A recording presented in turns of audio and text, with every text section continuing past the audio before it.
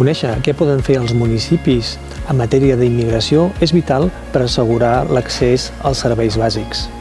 En aquesta assignatura s'exploraran aspectes del marc jurídic local com l'empadronament de les persones nouvingudes, quin marc tenen les administracions locals per assegurar l'accés als drets bàsics i també veurem elements dels plans d'acollida impulsats per la Generalitat.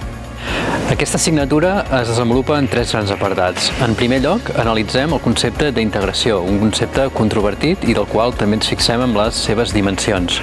En segon lloc, ens fixem en la governança multinivell de les polítiques públiques d'integració, sobretot des d'una perspectiva comunitària, estatal, autonòmica i local.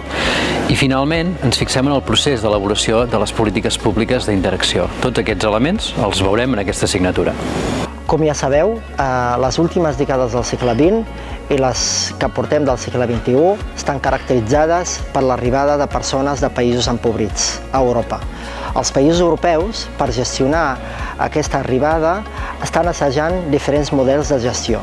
En aquesta assignatura analitzarem aquests models de gestió tant en la seva part teòrica, és a dir, la perspectiva i l'enfoc des del qual es plantegen aquests models, com en la seva part pràctica, és a dir, com són portats a terme. En aquesta assignatura s'observarà com les persones generem noves realitats socials, com també construïm identitats i imatges a l'entorn dels que són com nosaltres i sobre l'altre.